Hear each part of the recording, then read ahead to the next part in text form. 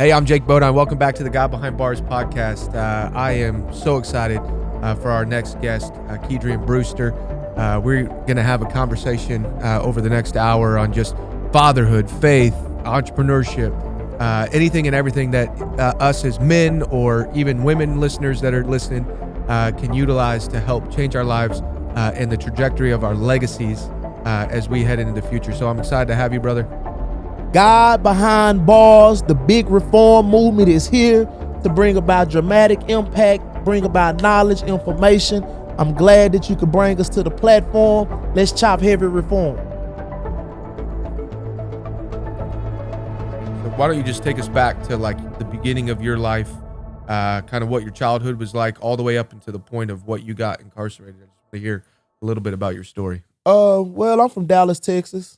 I grew up in a dysfunctional household. I grew up gang banging, robbing, hustling. I was first introduced to the game by my mother. The first time I ever robbed somebody, I was like 12 or 13. My mother, the one who came and told me like, hey, I got a lick for us. I mess with this dude. He really scary. I'm going to let you use my gun. I'm going to leave the door unlocked. Just come in there and pull the gun on him and take everything. He's scary. He ain't going to do nothing. So, that was my gateway into the criminal world. I grew up believing that, hitting licks and banging and ripping, that was just a normal thing. As a child growing up, when I look back on it, it's like we never even thought nothing was wrong, what we was doing. We thought it was just a way of life. I've been in and out of juvenile facilities since I was about 12 or 13 years old. And one night, me and my friends, we went out hustling, hitting licks or whatever, and this was the night I got caught. In the process of robbing these people, I saw a little girl. You know how you do it? You looking like this, but something catch your peripheral vision? It was a little girl. So when I turned like this, obviously it's a little girl. I'm not going to shoot her. But by the time I turned back this way, all these guys was rushing me. Things spiraled out of control right there. And I ended up going to prison. 4 aggravated robberies with deadly weapons and 4 aggravated assaults. I was sentenced to 10 years. In the Texas Department of Criminal Justice at the age of 17. And when you're a child, as I explained to you, I had a real dysfunctional relationship with my mother. And while I'm in prison, I'm telling her that I done been sentenced. They started out with 70 years. So within a 2-month span, they went from 70 to 15. When they came down to that 15, I was like, man, I don't even want that. Now I want to go, I want to go home now. Yeah. Because I'm like, if they came from 70 years down to 15, they must ain't got nothing. But I'm like, boy, you was caught right there on the scene with the weapon, like, and that's what my mom's telling me. She like, you need to take the time. Like, I'm listening to her. You're listening to the jailhouse lawyer. You're listening to the dude who been in here going to the law library. So, as a child, you impressionable, influenceable, I tell my court-appointed lawyer, man, I don't want the 15. See if they'll go down lower. They go down to the 10. Boy, when she said that, I wouldn't think about probation now. I'm like, man, if I was so much in the wrong or whatever, they be trying to slam me. Little did I know that was just God showing favor on me in my life. You know what I'm saying? Because I got partners who done did way less than that, and they got 50 years, 60 years. So it's a real testament when they say that God got you here for a reason. You got a purpose. That's a real thing. So I was sentenced to 10 years. Which, hold on real quick. What is it like at 17 years old to, number one, look at any time in prison, but you hear 70, then you go to 15, but 10 still sounds like a very long time. Like, what's the thought that's going through your brain? Like, are you acting tough and you're like, man, this is the way of life now? Or are you scared? Like, what's going through your mind at that point? At 17, what's going through my mind is that with the 10 years, I know I got a chance at coming back home. I am scared. You know what I'm saying? I'm just a kid. I've been hearing all these war stories and all this about prison. I'm a little shook up. And this is where I was going to tell you once they gave me the 10 years. So in Dallas County, when you getting ready to catch the chain bus to go to prison, they let you make this one last phone call. So I called my mom, I'm telling them, like, man, they got the buses here. She's like, oh, okay. I'm like, nah, mama, like, they finna come take me to prison, like, to the real thing. Like, they talking about strip out, get naked. She like, okay. I was like, man, As a child, you looking for that affection from your mother. You looking for your mom to tell you, man, it's gonna be okay. We gonna be there for you. My mama didn't say none of that. My mama said, so check this out. We don't have the kind of family that's gonna be doing nothing for you while you're down there. Ain't nobody gonna come see you. Ain't nobody gonna really be writing you, you know what I'm saying? She say the little money that we do got, we finna send that to you. It's not for you to go to commissary and go ball out. That money is for you to go get your boots, your shoes, all your appliances, and your hygiene and stuff. And you want to get this out the way because you're gonna be down there for a while. She said when you get in there, you need to try to get you a job like in the kitchen, somewhere where you can hustle and take care of yourself. She was like, make sure you let them guys know that you from Oak Cliff and make sure you let them know what neighborhood you from and stuff. So when she talking to me, I'm on the phone like this. Dang. I'm looking at the phone because I'm like, man, she couldn't have heard what I just said. Yeah. I said that the bus is downstairs and they finna take me to prison. You know what I'm saying? I'm telling her, man, I'm finna go down here and do good. I'm finna make my first parole. I ain't getting in no trouble. You know, this is your response. So I'm kind of like, I was looking for her to tell me, I love you and it's gonna be okay. But she didn't. The very last thing. Are you the first in your family to go to prison? No, sir. No? My mother been to prison. I've been to prison. My middle brother is dead, and my baby brother been to prison. This is 4 different generations. This is why me changing my life was so important and so pivotal. The very last thing I ever heard my mother say, the very last words I've ever heard from my mother, Keidrain, if you don't come back home a man, don't even come back here. I looked at the phone. I was like, and she trying to be gangster, and this is serious right now. Like, I'm finna go to prison, you know what I'm saying? Little did I know that my mother was really preparing me for what I was finna really be up against and what I was finna endure. So as a 17-year-old child going into the prison facility, on your way to prison with a 10-year bid, you're gonna be a little shook up. You know, on the outside, you wanna, you know, ready, it's gonna be all right, and yada, yada, yada. But you can rest believe you knowing and thinking about what's going to take place when you get down here. And that conversation allowed me to have a lot of resentment and hatred towards my mother because I felt like you care more about the streets and the game than you do about your son going to prison and he's scared. So for many years, I held a lot of resentment towards my mother for that. Yeah, so you're 17 years old, and obviously there's a lot going on in your mind. You feel even abandoned by your family at some level, your mom, who you thought you could count on. Like, at what moment do you just lean in to everything that God's stirring in your heart? Like, are you talking to him? Was there an encounter with him that helped change your life? Did that happen in the county jail? So my pivotal moment and encounter with God was while I was in the county jail. When I was, I was really scared.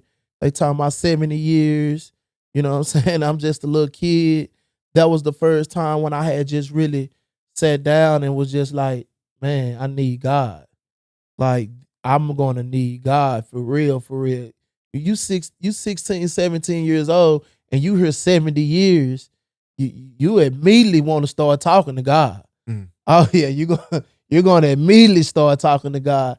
So it was in that moment where I knew that God was real, because like I told you, I went from that 70 all the way down to that 10. So I knew God was real. From that point on, I was just like, hey man, you need to stay prayed up and let God work through you. You know what I'm saying? Throughout the trials, the tribulations. As I sit here right now and look back on it, God had his hands on me the whole time. I have peers that's died in prison. Just a few months ago, I was at a funeral for a friend of mine who died in prison. I got partners who got life sentences. Like, I'm one of the few where I know God played a role in my life. And I tell people, if you ain't believing in God, you don't got no faith, you ain't finna win this war in life. To win the war of life, you most definitely gonna need the faith of God. And whatever your faith is, you better get serious about it. Yeah, and I love it because you say trials and tribulations, and I think that often people think of Jesus and as being this kind of magic genie that's going to make all the problems go away. And it doesn't always look the same. It doesn't always mean that the sentence is going to be reduced or the person in your life will be brought back or whatever it may be. But the difference is that you have someone to go through it with. There you go. And you've got someone to journey alongside. When you're sitting in a pit and you have no one else to turn to, he's there with you. It's the empathy, it's the sympathy, it's the, hey, you are my child, and I'm going to walk you through every aspect of this life. And so it's the hope to keep going. And it's the hope that you need in order to keep going. And you're most definitely going to need it, because I felt it when they said 70 years. God's the only person I wanted to talk to. I ain't want to talk to nobody else. Oh, I believe it. I feel like I would, and I've been in those moments of isolation too. And they all look different for each and every one of us. But it's for me, I know that when I'm at my lowest point is when he's the closest to me, right? And so I feel him. It's his presence. And it's ultimately what helps us get through anything in life. Obviously, 17 years old, and what you were saying is that you were looking for the love and compassion and empathy that truly a mother often gives, but you were getting none of that. And then obviously, so now you have this cold heart as you walk into these prison walls. Like, what does that do? Where does it go from there? Are you now living the life that the prison life offers, or are you trying to do better and, hey, I want to be everything opposite of what my mother just was? Oh, no. So I say about my first 5 or 6 years inside of prison was spent, I was caught up into the politics of prison. You know, when you get off the bus, I'm going to be one of the first ones to ask you, where you from? What set you is? When they run last child, man, make sure you file out to the day room. You know, we do hard checks over here. Yeah. So my first few years inside the institution was most definitely spent restrictive housing, lockup, fights, contraband. You know, I was just caught up into the politics of prison. What's that first day like? Like, obviously, you get on that bus. I can't imagine what's going through your brain when you're riding from the jail to the prison. But when you walk in that prison, they hand you what? They hand you your sheets and your pillow, like the movie show, and then you walk all the way to your cell, and they say, "Hey, this is your cellmate." What's it's that something like? That process when you first get there, though, and get off that bus. When you pull up and walk off the bus, the smell is gonna tell you that you're in prison. When you walking through them gates, it's a different smell. Even like when you outside, it smells different. So that's the first thing you gonna notice. The second thing you gonna notice is that you ain't running nothing here. You ain't running nothing. You gonna move when they say move and do what they say when they say do it. Then the next thing finna be you finna strip naked. Everybody get naked. This is where the reality of you being incarcerated is finna really hit you. They finna strip you of everything to show you that you're not running nothing and that you is nobody here. Once you go through that process, you got to go through diagnostics. You got to go get your self-assessment as far as your educational level, what you can do, what you can't do. Can we put them in some classes? Your custody level as far as what was your behavior like coming from the county? All those different things. And then once you go through that little process, that little transit process for about a week or so, they finna put you out in population. And when they put you in population, they want to know where you from and what you buying. Yeah. Yeah. And so what immediately, like, are you approached by people like, hey, man, I can take care of you while you're here? Obviously, a young kid, very impressionable. Like, you have to immediately politic, or how does that work? So as crazy as this may sound, when I got to prison, I had so many homeboys that was already there. When I was walking down the bowl alley, they would say, "Hey, what's up, bro? Hey, what's up, bro?" So it was like being back in the hood. You know what I'm saying? So many of my partners and my peers and friends that I came up with was already here. So, when they see me, "Hey, what's up? We finna send you something down there. You need anything?" Just that type of thing. I've never been to a prison and didn't already have homeboys there. Yeah, and the reason why I'm asking is because, especially for our listeners that aren't familiar with prison, like I just wanted to show that it's often very hard to want to do well and do good with your life when an environment pulls you completely the opposite direction in most cases. And you've got this redemptive story where you've gotten out of prison and you've now completely changed your life. What was the moment during your incarceration where you said, man, I'm going to be different. I'm not going to live this life. I'm not going to allow all of this environment to take me down or to make me a worse person, or to ruin my life, which it happens a lot. Like, what was the moment where you were like, man, I got to be different and I'm going to do something about it? Unfortunately, and it's sad that it takes tragedy. It takes tragedy to impact us, and for that tragedy to have a significant effect on us. Mm. Because a lot of things can have an effect on you, but it wasn't significant enough to make you change. Yeah. So for me, I was in prison, and I used to have a thing with going to the rec yard. My little brother would always write me, and when he write me, he send me pictures of the hood, hitting up the hood, crossing out letters. I had a thing with going to the rec yard, showing my homeboy, look, this how it go down where I'm from. Yeah, we been putting in work. We been repping. We doing this, you know. I'm highlighting and bragging about the gang life, where we come from. You know, this is a badge of honor to me. Only for 2 weeks to go by, and they called me to the chaplain office to tell me that my 16-year-old brother just got his head blew off the gang violence. Mm. And when they called me down there, I always tell people, you never think it's going to be you or your people until it's your people. You don't think that's going to be your brother, your mom, your dad. So when I'm in the chaplain office and I'm getting the call, I'm like, nah. I'm like, man, little bro just wrote me about a week ago. I'm like, man, he's 16. He's just a kid. Like, but the reality is, man, I have a saying, it say, stop giving little homies bad game. The game that I gave my brother led him in that direction, and it really got his head blew off. So in that moment is when I started realizing the influence. It was in that moment where I started realizing that it's individuals that really look up to me and they respect me because of the things I had done in my past, the reputation and the name or whatnot. But it would take me getting into an altercation inside the prison, because all this happened within a 90-day window period. My brother getting killed. Boom, after he get killed, I'm in here inside the prison. I hustle in here. So I got a little guard that come bring me things. You know, I'm doing whatever inside the institution. So we on lockdown. They shaking down the unit. So the drugs that I got, instead of getting rid of it, in my mind, I'm like, man, I'm going to just take it to the kitchen, hide it. When they get through shaking down, go back. Everything's good. I'm on my way to the kitchen. They come get the kitchen workers. We on our way out. It's a field law. He say, last man in line, come back. Last man in line, come back. So all my partners, everybody know that I got the drugs on, but they like, what's up, bro? You good? So in my mind, I'm thinking, ain't no point in all of us stopping. That's going to draw a whole bunch of attention to everybody. I'm like, man, I ain't really did nothing, you know what I'm saying? I'm like, worst case scenario, I'll let them write me a case. So I tell all them, man, y'all gonna go. I go back to see what the field I want. The first thing came out this man's mouth was strip. So I'm looking at him, I'm like, what?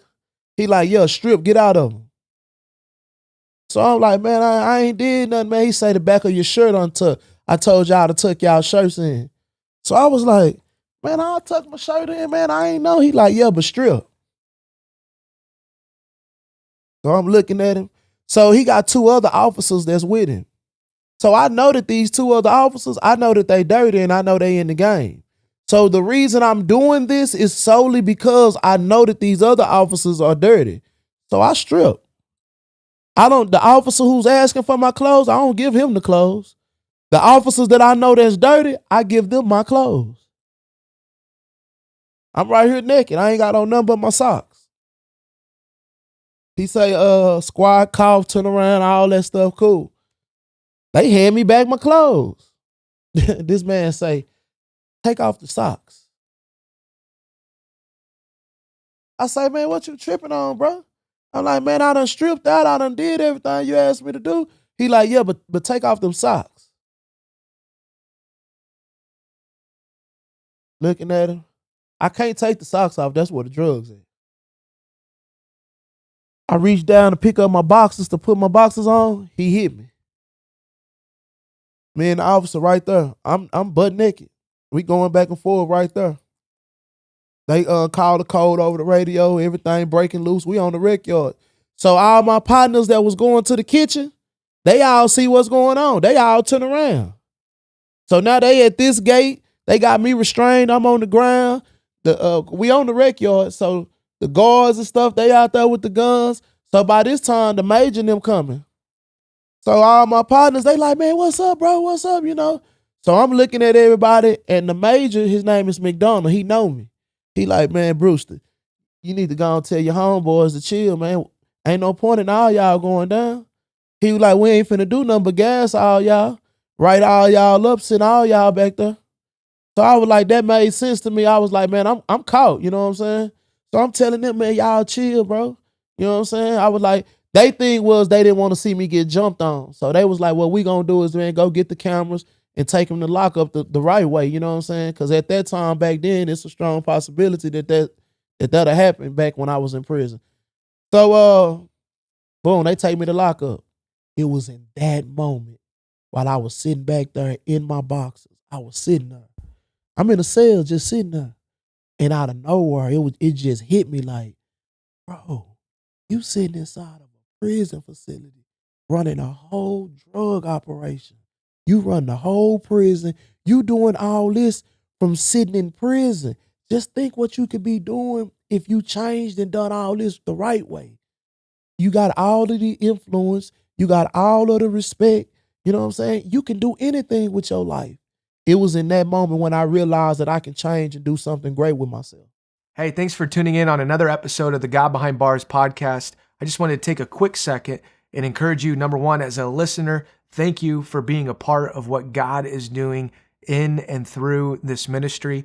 We're just praying that he will continue to be able to share these stories all over the world and telling his story of what he's doing in the lives of people that are behind bars. If you've ever thought about making a donation or a gift towards the ministry that is happening here, I would love to encourage you to do so. You can do that by going to godbehindbars.com/donate. No matter the size of gift, it helps support the work that is happening in and through this ministry. And I want to thank you in advance and continue to tune in to this episode of the God Behind Bars podcast. Amazing, brother. And you have done that. And why don't you speak to that? Obviously, you get out of prison. We'll just kind of fast forward this conversation for the sake of time, but you get out of prison, and why don't you explain to our listeners what that's like? Obviously, many people don't know that pretty much you're given the clothes that are on your back and a farewell, good luck, and you're expected to survive. Why don't you talk about the first day out and what's going through your mind, and then what you had to do in order to survive? So, yeah. While I was incarcerated, obviously I told you I lost my brother, but I lost my mother as well to a drug overdose. So I came home to my wife, and I'll never forget this when I got in the car. Well, first of all, when I walked out, they asked me, you know, what you want to do, where you want to go. That was when the realization that my family was dead really hit me. So when you incarcerated and people dying, you know that they dying, but you ain't as connected to it, I would say. But when I walked out that prison, it was like a reality check for me, because in my mind, all those years, I had thought about, like, when I get out, man, I'm finna go to my mama's house. She finna go cook some neck bone, cornbread, like it's finna go down. Okay, well, when I walked out, it ain't no home to go to. So that was the first thing, just the reality of that. Then my wife, we in the car, she say, baby, I got enough money saved up where you can chill for a few months to get yourself, you know, on your feet and stuff. I say, chill? Baby, I've been chilling for almost 13 years, man. I'm finna go to work. So she was like, huh? I was like, yeah, I'm finna go to work. Looking, I'm like, man, you said your daddy can get me on that Coca-Cola. She was like, yeah. I was like, call him. She said, I'll call him later. No, call him now. All this going on while we in the car. I've been in the car every bit about 10, 15 minutes. She like, you want to talk? Yeah, call him now. I'm talking to him. Hey, how you doing? Woo. So I'm like, man, what's up on the job? He say, didn't you just get out? I say, yeah. He said, how long you been out? I say, about 20 or 30 minutes. He said, you ready to go to work? Like, you don't want to get back, you know, situated. I'm like, why everybody keep talking about getting situated back home? Like, I'm lost on why they keep saying that. So he like, when you trying to work? I'm trying to start tomorrow. He like, hold on, slow down now. Wait a minute. You ain't got your ID. You need to get your paperwork. You got to do drugs. So, okay, cool. Can I come do the application tomorrow? He said, yeah. I go do the application. I got out of prison August the 4th of 2014. That very next Monday, I was on my way to work.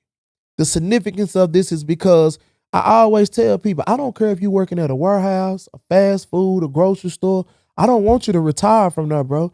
The reason I'm telling you to go get that job is because if you anything like me, if I got $0 coming in, I have no type of income, I'm talking about nothing, I don't know what I may do.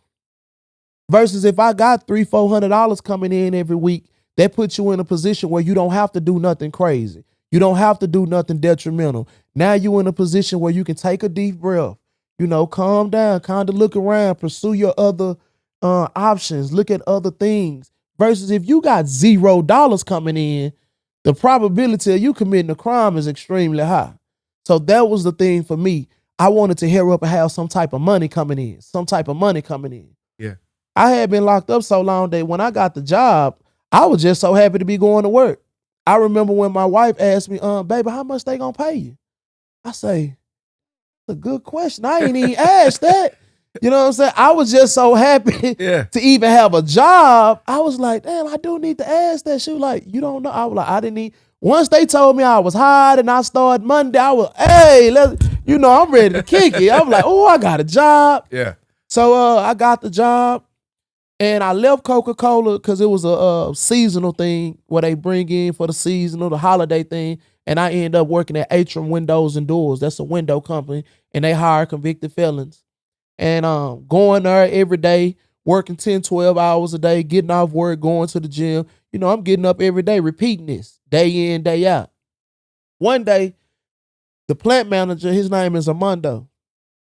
Him and a supervisor, his name Chris. They tell me, hey, Brewster, we want to make you the lead, man, and we're going to pay you. I'm looking at them like, man, y'all tripping. Y'all trying to make me a supervisor? They like, yeah, we want to make you a lead, man. You'll be a supervisor and this. So I'm looking at them. So it's a lot of people right here. So, I'm still fresh out. I probably been home 9-10 months. So I'm still kind of a little shy. So, I let everybody leave. When everybody leave, I pull them to the side. Man, why you trying to make me the supervisor? Y'all ain't gonna pay me? Or what's the catch? Because there's people who've been working here way longer than me that ain't moved up. So I'm like, it gotta be a catch here. He say, well, Brewster, you come to work every day. You on time. When we ask you to stay, you stay. When you hear you work, you're our type of guy, So I'm listening. I'm like, that's why y'all making me a supervisor? What they don't know is that I had been sitting in a prison cell for 13 years. I couldn't wait to get to work. So I'm supposed to be there at 6. I get there at 5. They don't know I was up at 4 o'clock in the morning earning my clothes. Yeah, I go to work. You think I'm finna go out and kick it. I ain't doing nothing but going to work. I got on fresh starch Dickies, tight white t-shirt, some work boots. I'm looking like, man, where you? I'm finna go to work. I had been in prison so long all my life that all this is just a fantasy to me. Me going to work, I tell people out here in the world all the time, what you think is work ain't work to me. I worked in the Texas Department of Criminal Justice, the whole squad, where you finna go out there in them fields, it's 110 degrees, and you finna be out there hitting on the Aggie, and you finna be out there all day. That's what you call work. Me inside this warehouse, man, I'm running through that stuff. They like, slow down, Brewster. I'm like, oh, y'all tired? I'm like, so making us look bad. Yeah, that's what they were saying. Like, you making us. I'm like, bro, this ain't even no work. You know what I'm saying? I just come from TDC. Like, it's some working going on down there. Yeah. So that process was beautiful. And then I say I done that about a year and a half. And I was coming out the mall and I got a homeboy that got a candy red Camaro on forges, big chains, watches. I'm talking about, you swear he the biggest drug dealer in the city. So I'm talking to him, I'm like, bro, boy, you tripping, I don't do nothing. I'm like, trying to get some money. But I don't do nothing but drive trucks. I said, drive trucks? I said, bro, I ain't the law. You ain't got to shake me, man. I ain't the police, man. You ain't got to shake me. He laughed. He like, man, I'm for real, bro. He like, man, I got my CDL license. He said, I don't do nothing but drive trucks. I go to Louisiana, Arkansas. Oklahoma, Louisiana, Arkansas. They call it the Arklatek. It's like the regional state. He said, I do that. Come back home anywhere from 18 to 2,200 a week. I said, what? He said, yeah. I say, man, they paying you like that for just driving the truck? He said, yeah. I said, nah. He said, yeah, bro, and I'm on child support. I left that parking lot, got in my car, and called my gal. She said, hello. I said, baby, we need to do the CDL thing. She say, where that come from? I say, man, if driving trucks got my homeboy living like that, that's what I need to be doing. From there, I went to try to get my CDL license. Obviously, I tell people, man, failure is a part of success. The first 2 times I tried to get my license, I failed. I had never drove a truck or a trailer before. I didn't know how to parallel park the truck.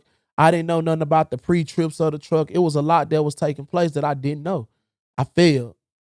My partner, the one who I saw coming out the mall, his name, it don't even matter. But anyway, he was like, bro, you come up to my job, I'll put you in my truck. He was like, man, if you're not serious about really trying to change your life, bro, don't be coming up in here playing because I'm putting my job on the line to help you. I'm like, nah, bro. Because really the thing is I need to get inside of an 18 wheeler. I've never been inside of a truck before. So the first time that they did put me in the truck when it's time to test, like, come on, man, how I'm supposed to do this? This is my first time ever doing it. So my homeboy had me come to his job. Man, I got to his job and got inside that truck. Bruh, when he went to showing me, hey, look, when you turn that wheel right, it make the trailer go left. When you turn that wheel to the left, it make your trailer go right. Your mirrors, them your best friends, like just having that hands-on, up-close teaching like that, man, it unlocked everything for me.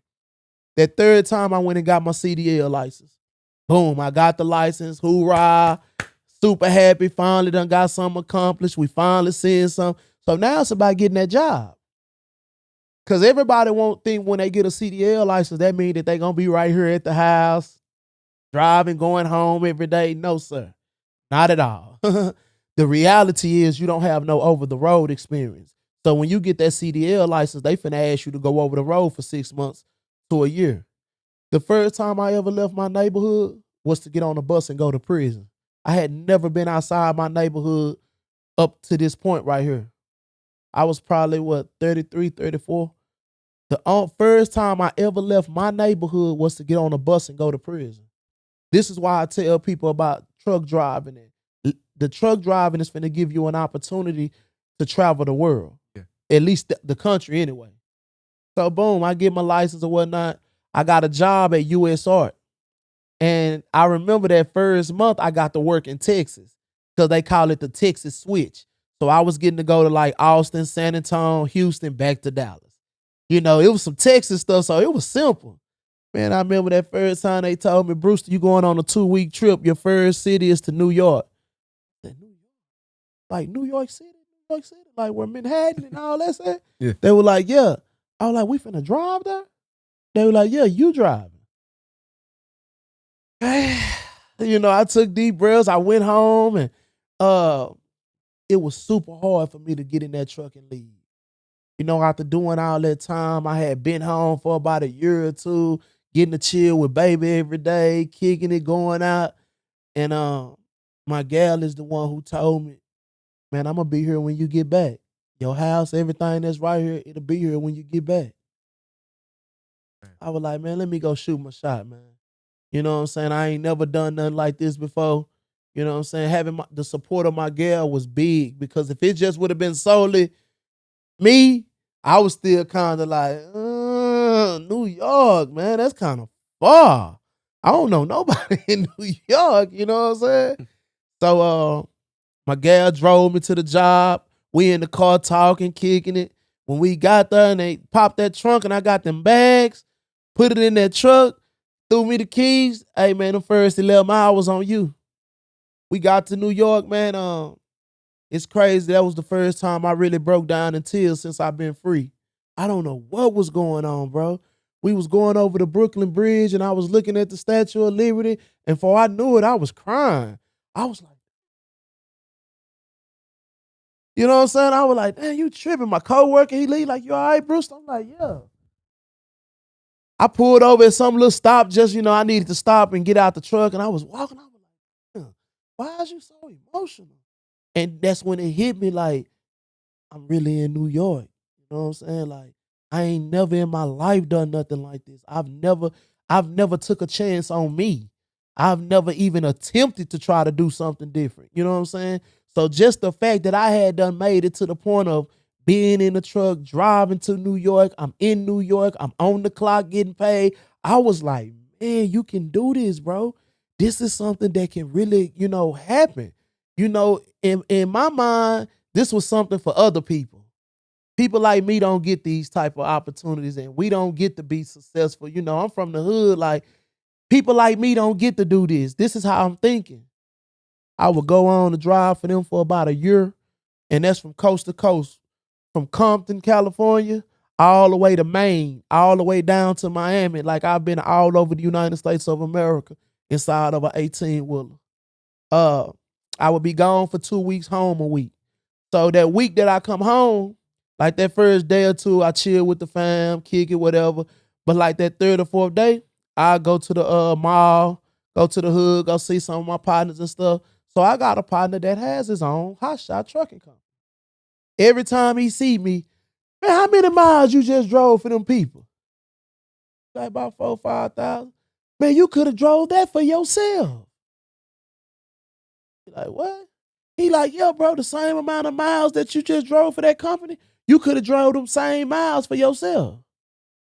Whatever, I'm blowing him off. Every time he see me, he throwing this in my face. So I'm like, what you talking about, bro? Why you keep saying? He like, man, I got this hot shot truck and trailer. You know what I'm saying? He was like, all you doing is putting the freight on the back, strapping it down, and driving it to where you going. You know what I'm saying? You'll have your own trucking company. So that's interesting. You know what I'm saying? So now I'm like, I wonder if I can get the truck. He like, yeah, you should be able to get the truck. It ain't nothing. Like, all right, I go up to the dealership. I'm telling them I'm trying to buy a dually. They run that social security number. And you don't have no credit, Mr. Brewster. So I'm like, nah, I can't have bad credit, man. I've been in prison all my life. I'm like, man, my credit should be A1. And no credit is worse than bad credit. When you fresh coming home out of prison and when you left as a kid, you don't know nothing about no credit. You don't even know nothing about being an authorized use on somebody else's credit to boost yours. Like, you don't know this side of the game. You don't know this side of life. So I'm like, all right, cool. But this is why I tell people, God blesses effort. God blesses effort. I told you I went up here to the dealership to try to get this truck. They telling me I can't get the dually, but you can get a brand new F-150. I'm like, nah, because if I get the F-150, I ain't going to be able to. They talking about, just bring it back in 6 months and we'll upgrade. I say, oh, nah, y'all got more game than the people in the streets. I'm good on that. Yeah. I'm driving. We on our way to California. I'm going through New Mexico. We on our way going into Nevada. Man say, Mr. Brewster, you down here in Dallas? I say, nah, man, I'm on the road. I'm on my way out here to California. He say, how fast can you get back here? I say, man, I'm probably going to be out another week or two, you know what I'm saying? Because the trip, it was a fresh 2-week trip. We was coming out of Texas going to California. He say, man, I got a truck for you. I say, yeah, man, my credit's still the same way, man. I ain't figured out the credit part yet. He say, nah, man, I got something even better for you. He say, man, first chance you get, I want you to come on down here, man. I say, man, I'm going to come in when I come off my 2 weeks. I go do my time on the road, come back. I go up there. He say, man, it's a man who bought his son a truck. It got like 20,000 miles on it, brand new off the lot. And his son don't want to do trucking no more. His son thought he was ready. He ain't ready. He say he willing to let you take over the payments if you'll give him $1,000 down and pay the last truck note. I'm like, all I got to do is give him $1,000 and pay the truck note. And y'all going to do the paperwork, though, where it's legally mine. Y'all going to sign everything. He like, yeah. He said, I want you to meet the man. He going to be here tomorrow. Next day come, I meet him. Remember, I keep saying how God blesses effort.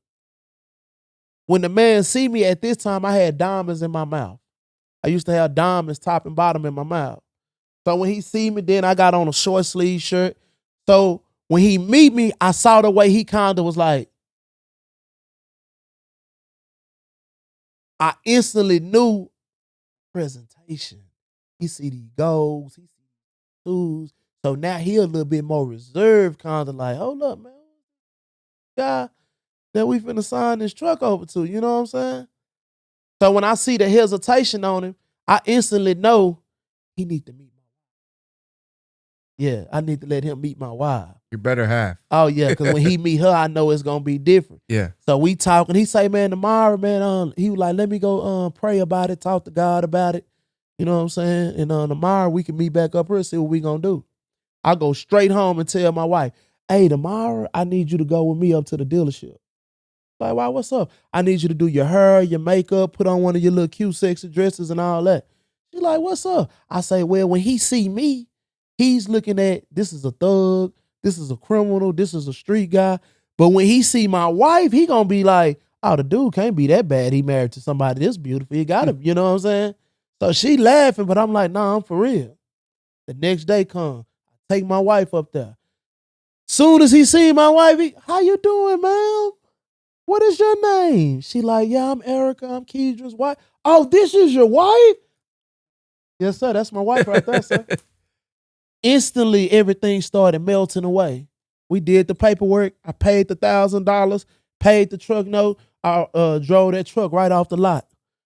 First hot shot truck and trailer. This is why I tell people God bless his effort. If I never put forth that effort to go up there to try to even do this, they'll never even know to call Brewster when the truck became available.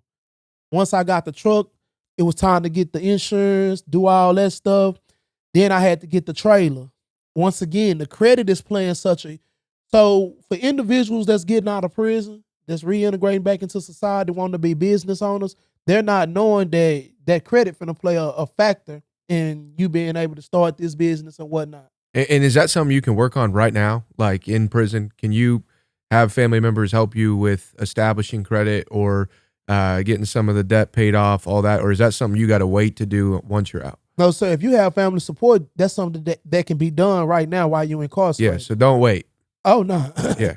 You don't need to be waiting. You need to be reaching out to mom, dad, your girlfriend, whoever it is that's supporting you. And now, granted, whoever these people is, we want to make sure they financially responsible and they pay their bills and everything. But if they responsible people, most definitely they can make you an authorized user on their credit card to where 6 months from now, if they taking care of their business, whatever their credit is will become yours, and that's your startup money. Yeah.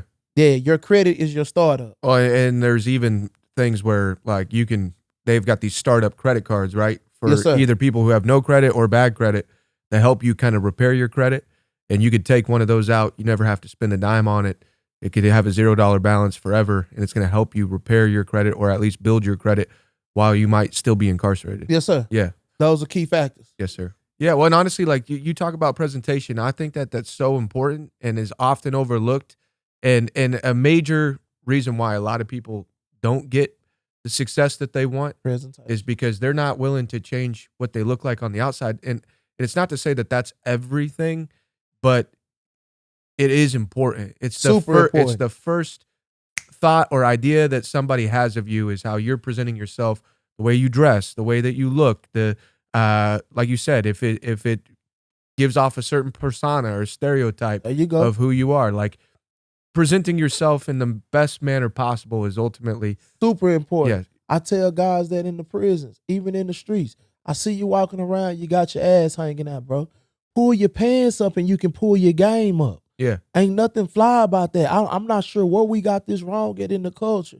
You 30, 40 years old, bro, you look like a complete idiot. Man, you missing thousands of dollars, millions of dollars because you don't know how to present yourself. You don't know how to have a correct conversation. I tell them it's the on and off switch. You know, you got to be able to go to the hood and, hey, boy, what's up, baby? Yeah, baby, woo-de-woo. And lead her and then go sit down with the director. Yes, sir, how you doing today? No, sir, my name's Keidrain Brewster. I'm here to do it. You have to be able to turn it on and off if you're trying to be successful at a high level. Yeah, Let me say that. And when you mentioned your daughter too, like what does that mean for you, fatherhood? Obviously, extremely important. But is probably your reason why as well that you do everything that you do. That's my baby. I would love to hear just even that perspective. Like, what does fatherhood mean to you? Oh, it means everything to me. Just having the opportunity to be able to be a father, seeing my daughter every day, being there for right now. My daughter could walk around that corner, she'll see me and go crazy, daddy, daddy, and I just be like, man, that's my daughter. Just knowing I'm responsible for her, just knowing that she's dependent on me, it heightens my senses from the standpoint of understanding, like, hey man, everything you doing is gonna affect your daughter. She see who you is, she see the man you is, the way you conduct and carry yourself. You gotta be a good example for her. Not saying that she gonna be perfect, but she most definitely gonna have a model of what a man is and should be. I won't be leaving that up to the internet. Yeah, and I love that. And honestly, for a lot of people, especially those that are incarcerated that may have children, uh, I know as a dad that if I ain't gonna do it for me, I dang sure am gonna do it for them. And because there's so much dependency, there's so much love that they're looking for in every aspect of their life from me as their dad, and the importance of that is ultimately could be life altering. And I just even heard it in your story was that uh, you had the absence of that in many ways, and you searched in other areas of the streets to look for the love that you were probably most likely missing, and it was life altering for you. Yes, sir. And so to be something different, to give your daughter something different, a life that probably you didn't want nor like, but it was the cards that you were dealt. But you do have the ability to make it different for her and change the legacy of your family forever. That name Brewster gonna mean something to her. Hey, thanks for tuning in to another episode of the God Behind Bars podcast. This is Jake Bodine, one of your hosts here, and I just wanted to encourage you to like and subscribe on whatever platform you're listening to the God Behind Bars podcast, and then set your notifications to be alerted every time we upload a new episode so that you can be up to date in hearing what God is doing in and through the men and women that are behind bars. Continue listening to this episode of the God Behind Bars podcast. So when it was time to get the trailer, I'm steady running into the credit issue. So my in-laws, they done saw me spend every dollar I got paying for the truck, paying for the insurance, because you got to get your authority as well as the insurance. The authority ain't nothing but $300, but that insurance, that's about $4,000-$5,000. Then you got to get your chains, your straps, your chain bars, all the equipment you're gonna need. So you still looking at another $15,000-$20,000 that you're gonna need.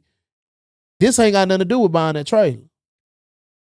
Man, my father-in-law say, man, we gonna buy the help you get the trailer. I was like, man, y'all can't. He was like, why not? I was like, man, we ain't got no good credit. Cause I had $5,000 to give them and they didn't want it. He like, yeah, don't worry. The next day we go up there, they gave me the trailer. Straight up. My father-in-law put up, they asked for some collateral. He got a lot of cars. He put up one of his cars. That was the collateral. They gave me the trailer. Started out with one truck, one trailer. I went through so many hurdles and so many obstacles because I didn't know and I didn't have a mentor. I always tell entrepreneurs, one of the quickest ways for you to become successful, one of the best ways for you to actually be successful and profitable is finding somebody who is already doing what you want to do or have done what you want to do at a high level.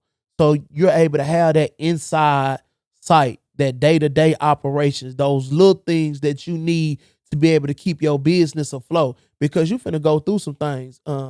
Being out there on that road, you ain't never done this before. You're going to be getting pulled over by DOT. You're going to be dealing with the customers. You're going to be dealing with the freight being damaged. You got to go through a brokering company to get paid. If you haven't turned in all the correct paperwork, they going to play games with the money. So it's just so much that you finna learn that if you have the opportunity to get a mentor, immediately find him. That's what make what I do so special in the trucking industry. I have classes and courses where I teach people about entering into the trucking industry, which is something that I didn't have when I entered into that game. Everything I've learned in trucking, it came from trial and error. So that first year was super, super, super hard for me.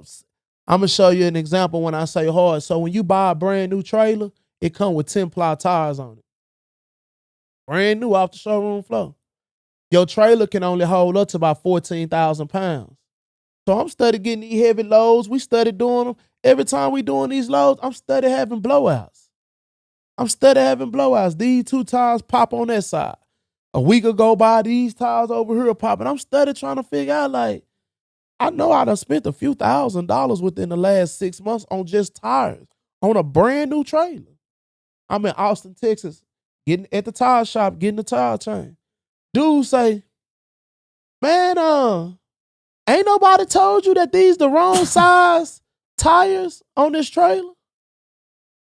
I said, nah, them ain't the wrong size. He said, yeah, they is. I said, nah, that's a brand new trailer. I just bought it off the showroom floor. He said, what that mean? He say, them tires on there, them 10 ply. He say, for what you do, you need 14 ply tires. That's the reason why you keep having these blowouts. Man, I switched them tires out and got 14 ply, never had a blowout again. Something that small and that simple can determine your business from success or failure. All that money I had been spending on them tires, if I keep doing that, I'm finna go out of business soon. If this man don't tell me, hey, Brewster, it's the tires that's the problem. That's why I say that first year was hard. I got my actual big break in the trucking industry. It's a company called Excalibur. And they move shipping containers. So now keep in mind, I've been trying to get in with these people. I will go and deliver a container there. I'll go in the office, take my business card. I'm Keidrain Brewster, yada, yada, yada, yada, yada, all this stuff. Months went by, never, none. So this particular day, I'm ready to quit. Ain't no money. I done exhorted every piece of dollar I got. I'm just tired, you know what I'm saying? I'm finna go take them they last load, and I'm gonna be done with it.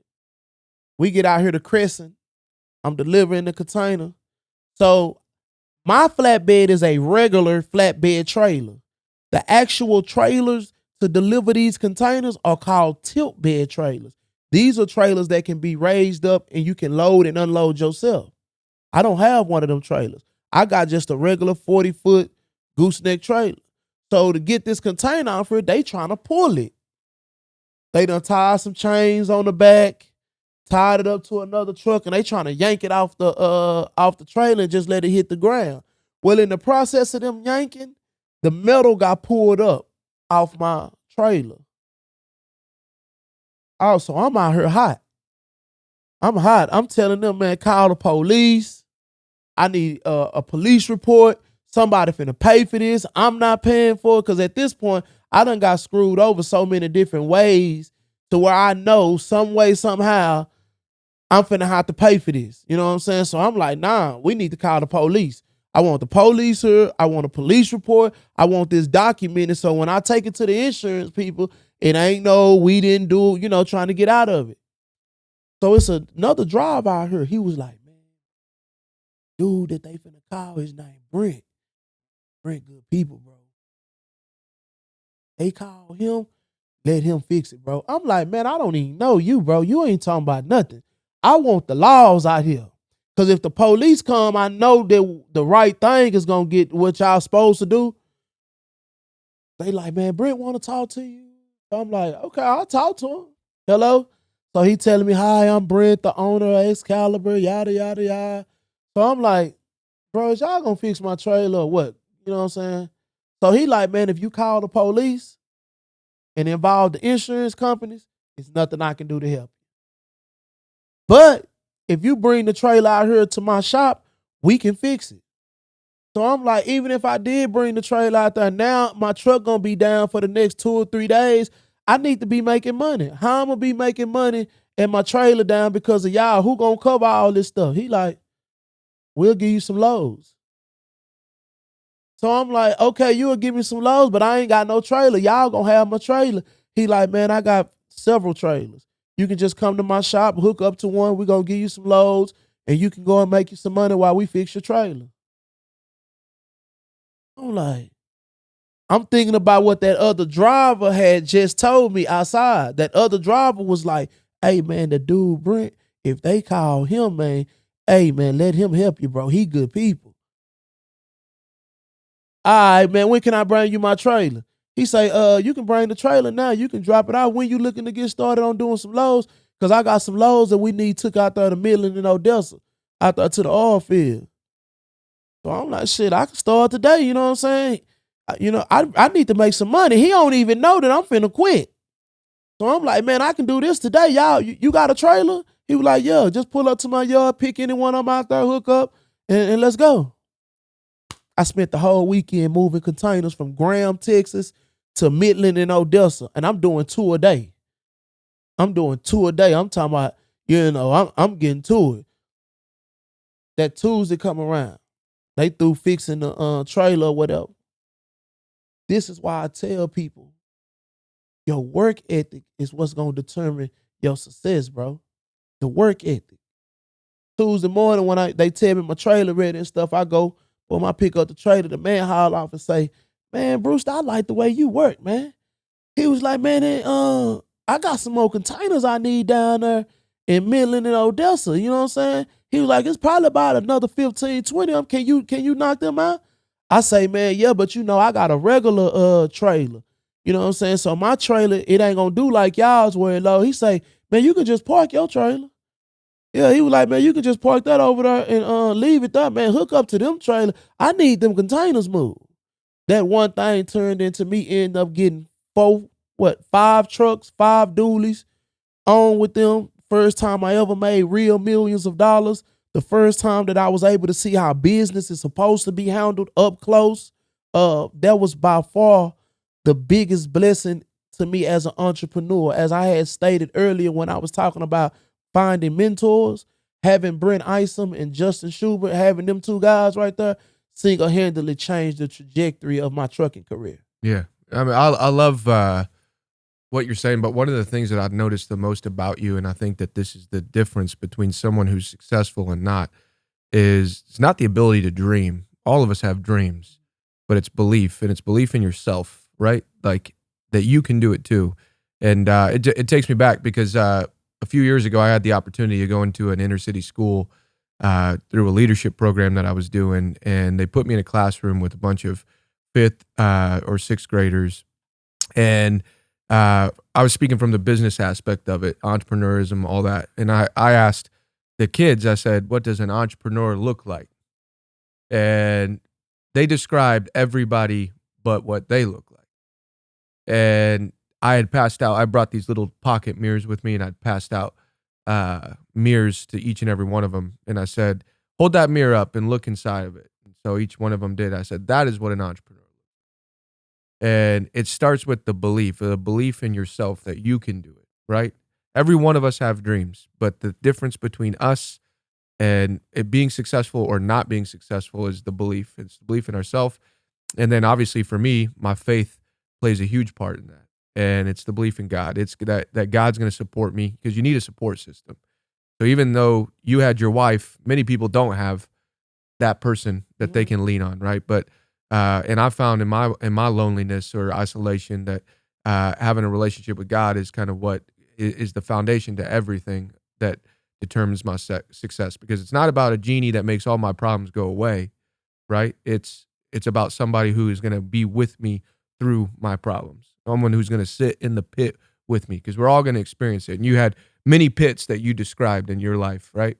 And I love it, because hearing your story over the course of the last 30 minutes or so was like you always had the hustle in you. You've always been a hustler, right? And we talk about this all the time. We don't need to change the hustler. We just need to change the hustle. Mm-hmm. And so a lot of those men and women who are incarcerated, they're born with that hustle. It's the will to survive.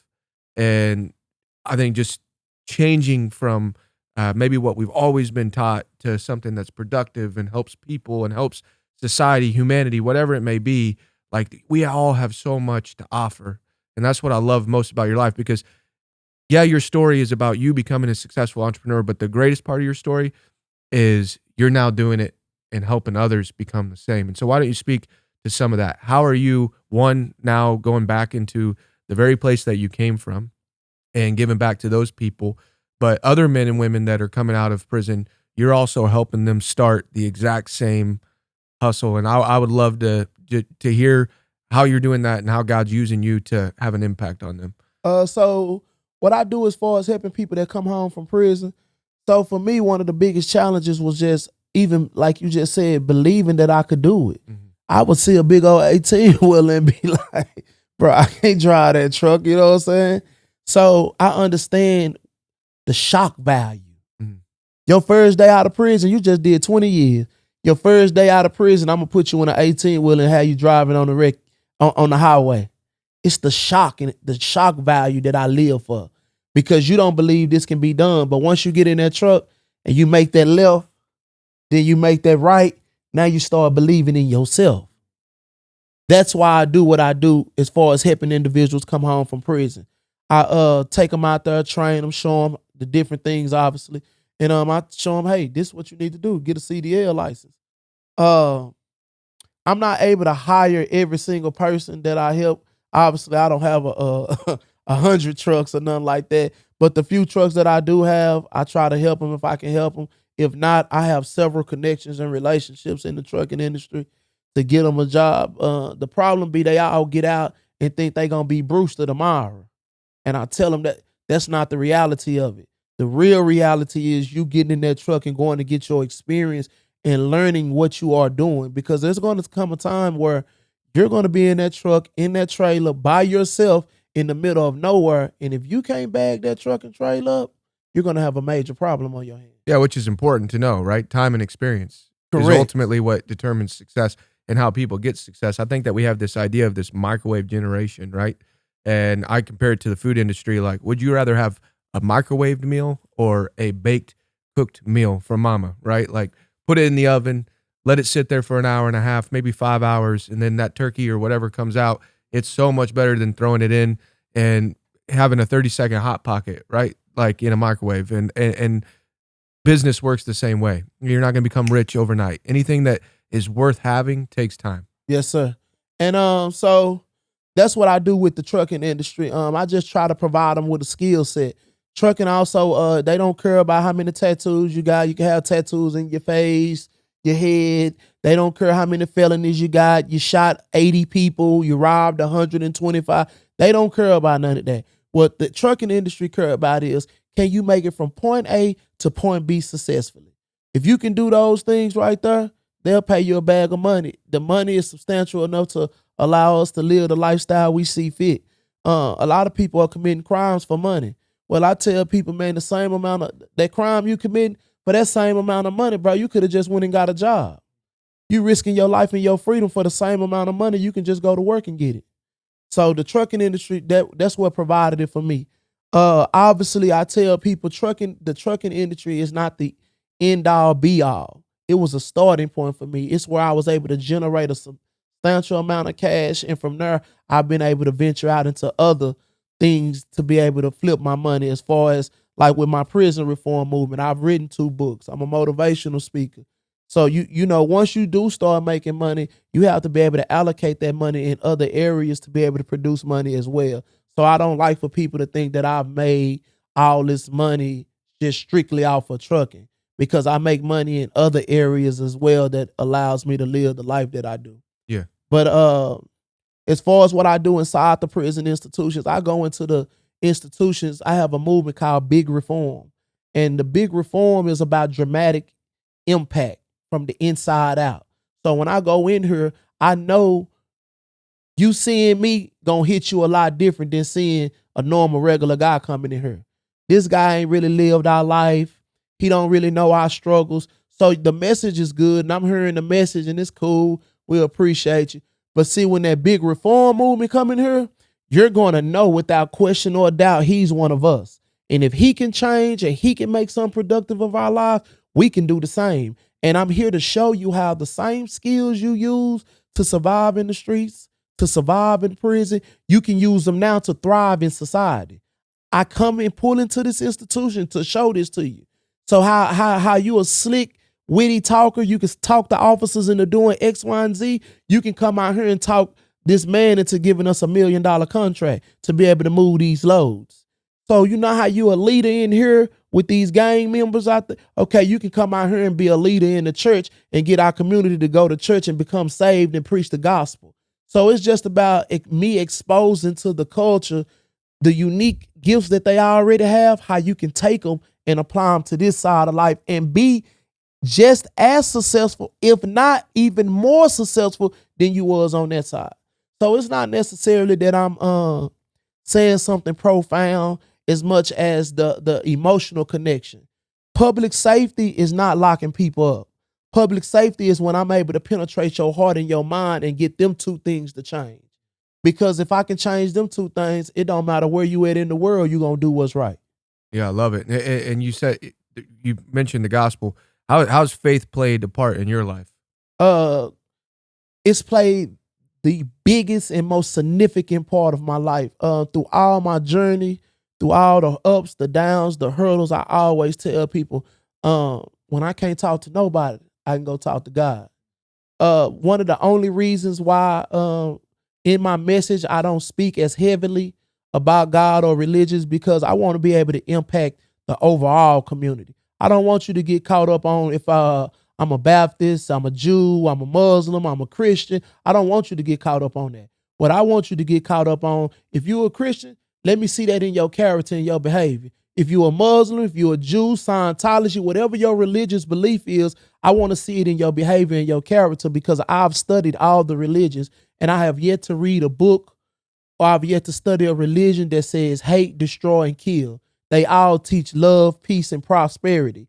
So if you are abiding and following the creed of whatever your religious belief is, that's what I want. So if being a Christian make you the best man you can be, I want you to be the best Christian you can be. If being a Muslim makes you the best man you can be, I want you to be the best Muslim that you can be. I don't want the culture to be divided based on labels and based on titles. Titles and labels, I feel like, really separates the culture. Yeah, that's awesome. Well, my last question for you is, what's legacy mean to you, number one, but number two, what's the legacy that you want to leave with your life, and what would you encourage others through that legacy to leave with their lives? So I recently received the governor's award, and when you get that award, you know it's the governor, the first lady, so you know you just can't have a lot of people all that. So I told them that I want to receive the award, but the only way I can do it is if my daughter is there. So they were kind of like, huh? I was like, yeah, I need my daughter to be in attendance. Like, she got to be there. Okay. So at this big old event, my 3-year-old daughter is the only child at this event. And when they called me up, you know, gave me her awards, when we took pictures, I went and got my daughter. The significance of that moment is what you just asked me. What does legacy mean? My mama been to prison. I've been to prison. My middle brother dead, and my baby brother been to prison. That's 4 different generations. When do we break the curse? The curse is broken right there in them moments right there. That's what the legacy means. That's the reason why on my chain it say my last name, Brewster. That name means everything to me. That's the legacy. I want our legacy to be dramatic change, impact, big reform. I want the legacy to be, if you a Brewster, you got morals, values, principles, standards. This is the name that I'm leaving for my daughter and my wife and my family. So the legacy is everything to me. That's the reason I push it so hard. I love it, brother. Well, thank you so much for your time today. I believe that legacy is going to be exactly what you dream it to be, number one. But I'm going to be praying over you and your family, your daughter. And I think you're right. I think you broke the generational curse, man. Proud of just the man you are, getting to meet you, getting the honored of having this conversation. And I know it's going to be encouraging to so many people that are watching. And the biggest takeaway is the belief, right? Believe in yourself that you can do it too. And so it was an honor, man. Thanks for being here. Man, I appreciate you for having me. I want to make sure I commend you and your organization on the great work that y'all doing. Y'all most definitely got the big reform movement support. Any way that we can be of assistance to you, please reach out. Man, I just hands down love the work y'all do, man. Y'all doing it at a high level all over the country. And I most definitely want to continue to collaborate with y'all and bring y'all more into my side of things so that the culture can see like this is happening at a massive level. Like, seriously, man. So I appreciate the work you do. Appreciate it, man. Feel the same about you. So thanks again for being here. Yes, sir. Hey, thanks for tuning in to another episode of the God Behind Bars podcast. And I just want to thank you as a listener for your continued support and encourage you to share this with as many of your friends and family as possible. It is our heart and goal to tell the story of what God is doing behind bars with as many people as possible. And so as you share this amongst your friends and family and on your social networks, it allows us and supports that goal. Number 2 is if you would love to make a gift to God Behind Bars to help us continue the work and to grow the platform of what's happening here as a ministry, I want to encourage you to go over to godbehindbars.com/donate. And no matter what you can give, it all helps in making the mission and vision of introducing as many people to Jesus as we possibly can and connecting them to the local church. And so thank you so much again for being a listener. And we pray that this encourages you just as much as you've been an encouragement to us.